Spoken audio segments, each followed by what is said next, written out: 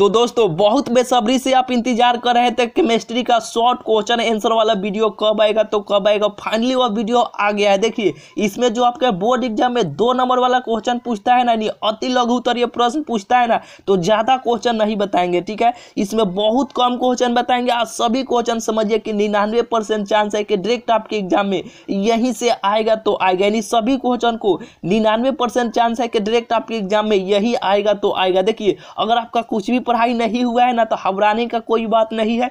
जितना आपको इस सीरीज में करा रहा है ना, अगर उतना कवर कर लेते हैं ना, उतना अगर आप याद कर लेते हैं तो डायरेक्ट आपके एग्जाम में यहीं से क्वेश्चन आने वाला है, ठीक है। तो अभी आपको कॉपी निकालना है और सभी क्वेश्चन को बारी बारी से जिस तरह समझाते हैं समझकर और सभी क्वेश्चन को आपको कॉपी में लिखते चलना है, क्योंकि 99% चांस है कि डायरेक्ट आपके एग्जाम में यहीं से क्वेश्चन आएगा तो आएगा। एक तरह से आप कह सकते हैं कि सभी क्वेश्चन वायरल क्वेश्चन है। क्या है? सभी क्वेश्चन वायरल क्वेश्चन है। तो ये वीडियो आपके लिए बहुत बहुत इंपॉर्टेंट होने वाला है। देखिए ये क्वेश्चन को 99% नहीं 100% कह सकते हैं कि डायरेक्ट आपके एग्जाम में ये क्वेश्चन छपेगा तो छपेगा। देखिए पहले क्वेश्चन क्या है कि डीएनए फिंगरप्रिंट क्या है, यानी देखिए डीएनए के बारे में बहुत अच्छे तरीके से जानते हैं कि कुछ भी गड़बड़ होता है तो आप जानते हैं ना कि डीएनए चेक करा और डीएनए से पकड़ जाएगा, यानी वही है, ठीक है। कि डीएनए फिंगरप्रिंट क्या है, वही इसका यहाँ पे उत्तर लिखा गया कि इससे अपराधी को पकड़ा जा सकता है। इसके अलावा अगर गलत कागज या गलत हथियार का उपयोग हुआ हो तो अंगूठे का प्रिंट उस पर जाकर, जैसे कि अंगूठे का प्रिंट उस पर उखड़ जाता है, इसकी जानकारी देता है। डीएनए टेस्ट द्वारा किसका बच्चा कौन है ये भी जानकारी देता है, उसी को हम डीएनए फिंगरप्रिंट कहते हैं। ये क्वेश्चन आपको बिल्कुल बुझा गया और 99% तो नहीं 100% चांस है कि डायरेक्ट आपके एग्जाम में ये क्वेश्चन छपे तो छपे। इसमें जितना आपको क्वेश्चन बताएंगे ना, समझिए कि सारा क्वेश्चन 99% वाला क्वेश्चन है। तो ये क्वेश्चन आपको बिल्कुल बुझा गया होगा, ठीक है। तो चलिए ये पहला क्वेश्चन आपको बुझा गया, कॉपी निकालिए। जैसे से जितना आपको क्वेश्चन करा रहा है ना, इस वीडियो को खत्म होने के बाद सभी क्वेश्चन को आप बारी बारी से अभी लिखते चलिए और जैसे ही वीडियो खत्म होता है तो 1 या 2 बार अपने से सभी क्वेश्चन को एक बार पढ़ लेना है, ठीक है। तो चलिए पहला तो क्वेश्चन हो गया। दूसरा के क्वेश्चन की ओर चलते हैं। देखिए दूसरा का क्वेश्चन क्या है कि प्रोटीन क्या है, क्या है कि प्रोटीन क्या है। तो देखिए वैसा कार्बनिक यौगिक जिसमें CHO के अलावा नाइट्रोजन भी पाया जाता है उसे प्रोटीन कहा जाता है। यह जल में घुलनशील होता है तथा अघुलनशील होता है, दोनों होता है, ठीक है। फिर से एक बार देखिए कार्बनिक यौगिक क्या है कि वैसा कार्बनिक यौगिक जिसमें CHO के अलावा नाइट्रोजन भी पाया जाता है उसे प्रोटीन कहा जाता है। यह जल में घुलनशील तथा अघुलनशील भी होता है, ठीक है। ये भी क्वेश्चन आपको समझ में आ गया होगा। बिल्कुल देखिए जितना क्वेश्चन हम बताते हैं ना, आप बहुत अच्छे तरीके से जानते हैं कि जो भी विषय हम आपको पढ़ाते हैं तो कितना बेहतरीन तरीके से किस तरह पढ़ाते हैं। अगर थोड़ा मोड़ा भी आप केवल पढ़ भी लीजिएगा, अगर समझाते हैं समझ में नहीं आया, ठीक है, वो समझ में नहीं आया, जितना आपको परिभाषा या कुछ भी लिखवाते हैं केवल अपने से एक बार भी पढ़ लीजिएगा ना तो बिल्कुल आपको समझ में आ जाएगा, जो आप बहुत अच्छे तरीके से जानते हैं कि किस तरीके से इस चैनल पर हम आपको पढ़ाते हैं। चलिए दूसरा का तीसरा का क्वेश्चन है कि परासरण क्या है, क्या है कि परासरण क्या है। तो देखिए इसका उत्तर यह वैसी क्रिया है, क्या है कि यह वैसी क्रिया है जिसमें कोई घोल कम सांद्रता से, क्या है कि कम सांद्रता से अधिक सांद्रता की तरफ परागम्य झिल्ली से पास करता है, उसी को हम क्या कहते हैं, परासरण कहते हैं। नहीं बुझा है तो देखिए कम सांद्रता से अधिक सांद्रता की ओर, जैसे कि मान लीजिए कि बारिश होता है, ठीक है। जैसे कि मानिए यहाँ पे जैसे कि बारिश हुआ तो बारिश चारों ओर होता है, चारों ओर होता है ना, जैसे कि चारों ओर बारिश हुआ, ठीक है। तो जहाँ पे गड्ढा जहाँ सबसे ज़्यादा रहेगा ना तो वहीं पर सब जहाँ पे पानी गिरा है ना तो सब पानी उसी गड्ढा में चल जाएगा, नहीं उसी गड्ढा में चल जाएगा कि नहीं, चल जाएगा कि नहीं। यानी देखिए कम सांद्रता से, यानी कम सांद्रता से अधिक सांद्रता की ओर जाना, उसी को हम परासरण कहते हैं, ठीक है। ये भी आपको बुझा गया होगा। चलिए 4 नंबर क्वेश्चन देखिए। चौथा क्वेश्चन है कि H2O क्या है कि H2O द्रव है लेकिन H2S गैस है, क्यों बताइए। तो देखिए इसका आंसर बहुत ही बेहतरीन तरीका से लिखा गया कि H क्या है कि जल में, H क्या है कि जल में H तथा O के बीच H बॉन्ड है, ठीक है। क्या है कि H बॉन्ड है, यह बॉन्ड FON के साथ बनता है। इसके आकार छोटा होता है, क्या होता है कि इसके आकार छोटा होता है। जहाँ भी H बॉन्ड होता है वहाँ भी क्या होता है, इसे कट करते हैं, आपको नहीं बुझा रहा होगा।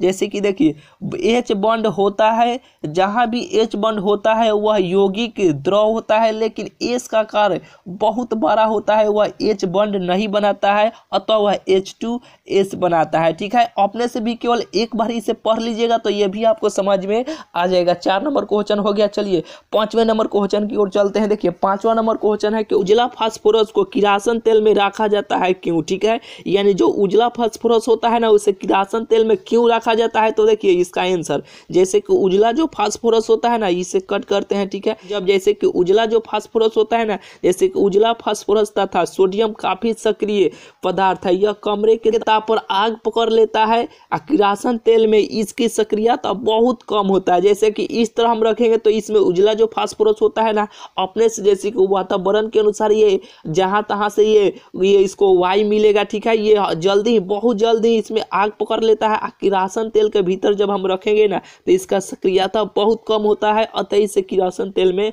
रखा जाता है। ठीक है, ये भी एक बार अपने से भी पढ़ लीजिएगा तो बिल्कुल आपको बुझा जाएगा। ठीक है, ये सभी क्वेश्चन को आप अभी इस वीडियो को रोकिए और लिखते चलिए, नहीं तो स्क्रीनशॉट आराम से यहाँ पे रोके हैं। ठीक है, स्क्रीनशॉट भी ले सकते हैं। ठीक है, और जैसे ये वीडियो खत्म होता है तो सभी क्वेश्चन को आपको कॉपी में लिख लेना है। चलिए 6वां नंबर क्वेश्चन है कि टिंडल प्रभाव क्या है। क्या है कि टिंडल प्रभाव क्या है। तो देखिए अगर कोलाइडी घोल एक बर्तन में क्या होता है कि एक बर्तन में लेकर इसे सामान्य प्रकाश को पास कराया जाता है ना, तो पूरा रास्ता जो होता है वो प्रकाशित हो जाता है। इसी को हम टिंडल प्रभाव कहते हैं। यह प्रकाश की प्रकीर्णन के कारण होता है। यह प्रभाव सामान्य घोल में नहीं होता है। कोई आलतू फालतू घोल में कीजिएगा तो ये बिल्कुल नहीं होगा। ठीक है, ये भी आपको बुझा गया। और 7वां नंबर क्वेश्चन देखिए कि निस्तापन तथा भर्जन में क्या अंतर है।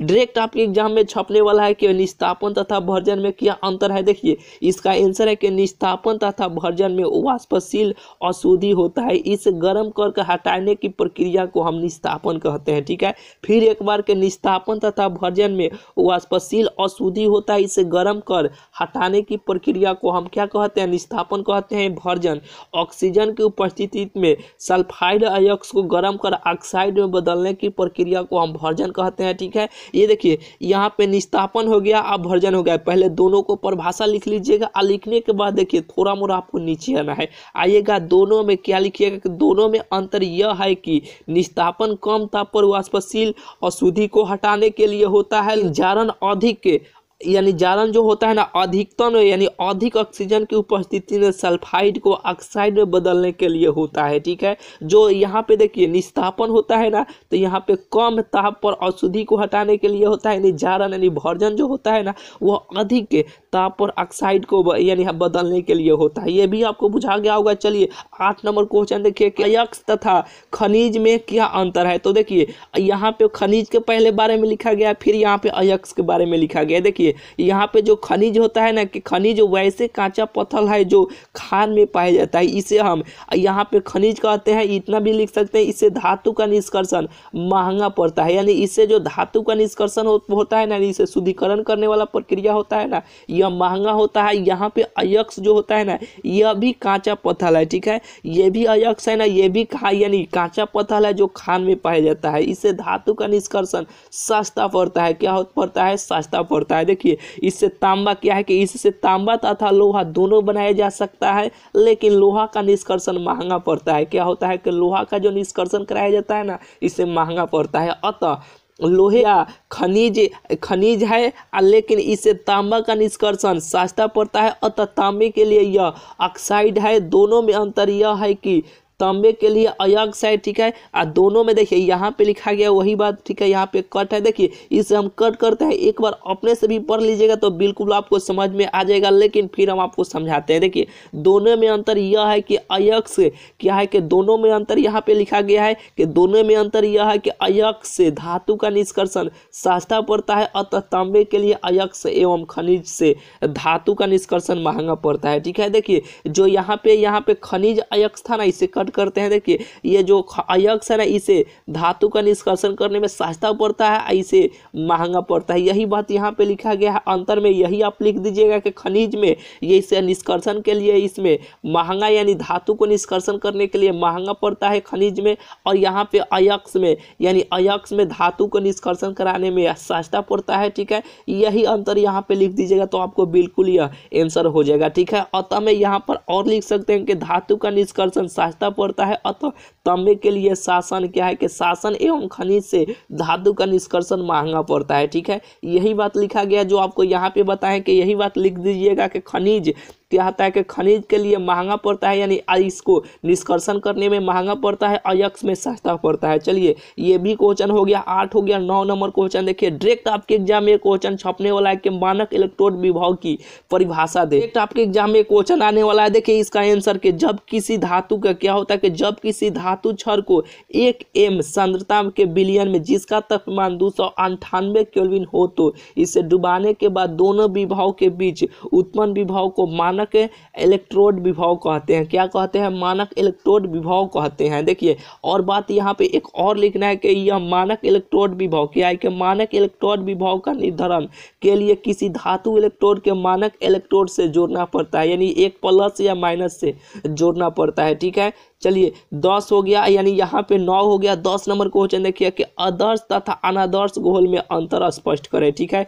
आदर्श तथा अनादर्श घोल में अंतर स्पष्ट करें तो देखिए इसका आंसर है यहाँ पे कि वैसा घोल जो राउल्ट के क्या होता है कि वैसा घोल जो राउल्ट तथा हेनरी के नियम का पूर्णतः पालन करता है उसे आदर्श घोल कहते हैं। ठीक है, यह घोल गाढ़ा नहीं होता है। ठीक है, क्या होता है कि यह घोल गाढ़ा नहीं होता है तथा इसका घुले वाष्पशील होता है, इसके लिए दबाव तथा द्रव्यमान का ग्राफ सरल रेखा में होता है। यह घोल पतला होता है। क्या होता है? यह घोल पतला होता है। देखिए फिर यहाँ पे लिखना है कि वैसे घोल, देखिए इसी का उल्टा लिख देना है, जो आदर्श यहाँ पे लिखे कि वैसा घोल जो राउल्ट तथा हेनरी के नियम का पूर्णतः पालन यहाँ पे करता था उसी को हम क्या बोलते थे? आदर्श घोल बोलते थे। और जो पालन यहाँ पे नहीं करेगा उसी को हम क्या बोलेंगे? उसी को हम अनादर्श घोल कहेंगे। ठीक है, और यहाँ पे उसी का सेम उल्टा लिखना है कि यह घोल यानी यह घोल गाढ़ा होता है, अनादर्श घोल कहते हैं। यह घोल गाढ़ा होता है, इसके लिए दबाव तथा द्रव्यमान का ग्राफ सरल रेखा में नहीं होता, उसमें होता है आदर्श में, इसमें नहीं होता है। ये भी बुझा गया होगा क्वेश्चन। चलिए ये क्वेश्चन देखिए 11 नंबर क्वेश्चन है कि डीएनए एवं आरएनए में अंतर स्पष्ट करें तो देखिए सबसे पहले डीएनए के बारे में लिखिएगा कि यह अनुवांशिक गुण को पीढ़ी दर पीढ़ी पहुंचाता है। डीएनए क्या करता है कि यह यानी डीएनए को पीढ़ी दर पहुंचाता है। ठीक है, और देखिए ये 1 नंबर हो गया। ये अंतर पूछा है तो अंतर में ऐसे बीच में कॉपी में आपको लिखना है, यहाँ पे लिखना है ऊपर डीएनए, इधर लिखना है कि आरएनए। ठीक है, और डीएनए में 1 नंबर लिखना है जो यहाँ पे आपको लिखा गया है। ठीक है, ये सब बात लिखना है कि डीएनए में यह अनुवांशिक गुण को पीढ़ी दर पीढ़ी पहुंचाता है। डीएनए जीन का निर्माण करता है। डीएनए आरएनए से बनता है। डीएनए में शुगर डाइऑक्सीराइबोज होता है। ठीक है, यानी डीएनए में जो होता है ना, यहाँ पे 4 नंबर लिखना है कि डीएनए में शुगर डाइऑक्सीराइबोज होता है। ये इतना आपको डीएनए में लिखना है। ठीक है, लिखने के बाद आरएनए में ये बात लिखना है कि यह प्रोटीन का निर्माण करता है, इसमें यूरोसिल रहता है। आरएनए में शुगर राइबोज होता है। आरएनए डीएनए को निर्माण नहीं करता है। ठीक है, यानी आरएनए डीएनए को नहीं बनाता है, ये आपको बात लिखना है। ठीक है, इसे थोड़ा छोट करते हैं, आप स्क्रीनशॉट भी ले सकते हैं। ठीक है, चलिए यहाँ पे 12 नंबर क्वेश्चन देखिए, रावादार एवं बेरावादार ठोस में अंतर स्पष्ट करें। क्या है कि रावादार एवं बेरावादार ठोस में अंतर स्पष्ट करें तो देखिए वैसा ठोस जिसका आकार निश्चित होता है उसे हम रावादार ठोस कहते हैं, यानी वैसा ठोस जिसका आकार निश्चित होता है उसी को हम रावादार ठोस कहते हैं। देखिए इसका यहाँ पे और लिखा गया है सेम उसी का उल्टा, बेरावादार के मतलब लिखना है कि वैसा ठोस जिसका आकार अनिश्चित होता है उसी को हम बेरावादार ठोस कहते हैं, जैसे कि प्लास्टिक है, रबर है, इत्यादि है। इतना बात आपको लिख देना है। ठीक है, अब 13 नंबर क्वेश्चन बहुत इंपॉर्टेंट है कि द्विलवण तथा जटिल लवण क्या है। द्विलवण और जटिल लवण क्या है? जटिल लवण देखिए पहले जटिल लवण के बारे में यहाँ पर लिखा गया, फिर यहाँ पे द्विलवण के बारे में लिखा गया है। ठीक है, तो देखिए यहाँ पे जटिल लवण किसे कहते हैं, देखिए यहाँ पे पूछा है कि द्वितीय लवण तथा जटिल लवण क्या है, तो यही दोनों के बारे में यहाँ पर आपको लिख देना, अंतर फंतर कुछ नहीं लिखना है। देखिए जटिल लवण वैसा लवण जो केंद्रीय परमाणु तथा लीजेंड को मिलने से बनता है, उसी को हम यहाँ पे देखिए जटिल लवण कहते हैं। यहाँ पे काट लेना है, द्वितीय लवण काट लेना है। ठीक है, यहाँ पे जटिल लवण कहा जाता है। इसका रंग और गुण बनाने में क्या होता है कि इसका रंग और गुण बनने वाले यौगिक से भिन्न होता है। ये जो यौगिक बनता है ना उसका यह भिन्न होता है। होता है। देखिए फिर यहाँ पे द्वितीय लवण के बारे में लिखा गया है। देखिए कि अगर क्या है कि अगर दो एकल लवण को मिलाया जाए तो दोनों को मिलाने से द्वितीय लवण बनता है। इसका रंग तथा गुण वही होता है जो दोनों का होता है। ठीक है, ये भी आपको बुझा गया होगा। तो देखिए इसमें देखिए आपको मात्र 13 को जो क्वेश्चन बताए हैं ना, 13 का क्वेश्चन समझिए कि 99% चांस है कि डायरेक्ट आपके एग्जाम में यहीं से यही सब क्वेश्चन आएगा तो आएगा। तो देखिए ये पार्ट 1 था। देखिए इसमें मात्र आपको 36 को क्वेश्चन बताएंगे पूरे बुक से, यानी समझिए कि जो 36 को क्वेश्चन बताएंगे सभी क्वेश्चन 99% वाला क्वेश्चन आपको बताएंगे जो डायरेक्ट आपके एग्जाम में आने वाला है। ठीक है, तो देखिए ये पार्ट 1 था। ठीक है, यानी देखिए इसमें आपको 13 को बताए ना, इस 13 को क्वेश्चन यानी केमिस्ट्री शॉर्ट क्वेश्चन का यह पार्ट 1 था। फिर पार्ट 2 आएगा, आप जितना कहिएगा उतना आपको हम बता देंगे। ठीक है, आप इस वीडियो कमेंट में जरूर बताइएगा कितना कितना क्वेश्चन बताएं। जो 13 को बताए हैं ना क्वेश्चन, ये सभी क्वेश्चन को आप अभी वीडियो ये खत्म होने वाला है, ये अभी सभी वीडियो को कॉपी में लिखिएगा। नहीं लिखे हैं तो बहुत अच्छा है, नहीं लिखे हैं तो फिर एक बार वीडियो को देख लेना है। देखने के बाद सभी क्वेश्चन को कॉपी में लिखना है और लिखने के बाद सभी को याद कर जाना है किसी भी हाल में। आप अभी वीडियो देख रहे हैं तो ऑब्वियस सभी क्वेश्चन को याद होना चाहिए, तो होना चाहिए किसी भी हाल में। ठीक है, मिलते हैं फिर आपसे अगले वीडियो में। तो अगला वीडियो जो होगा ना, आप जितना कहिएगा उतना आपको क्वेश्चन बता देंगे। इस वीडियो कमेंट में जरूर बताइएगा। ठीक है, तो अगर वीडियो अच्छा लगा होगा तो वीडियो को एक लाइक कर दीजिएगा। चैनल पर पहली बार आए तो चैनल को जरूर से जरूर आप सब्सक्राइब कर लीजिएगा। तो चलिए मिलते हैं फिर आपसे अगले वीडियो में।